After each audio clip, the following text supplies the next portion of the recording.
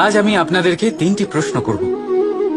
তাহলে প্রথম প্রশ্ন, এমন কে আছে যার ওপর আপনি অনর্গল প্রহার করার পরেও সে হাসে আর আপনাদেরকে আনন্দ দেয়?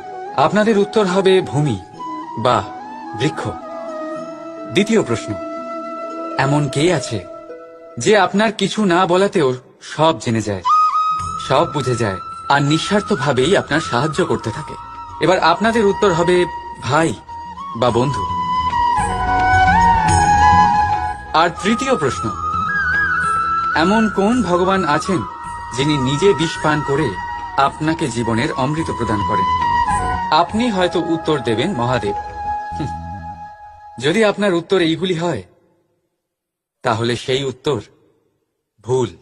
এই সমস্ত প্রশ্নের একটাই সঠিক উত্তর আছে, আর তা হল মা।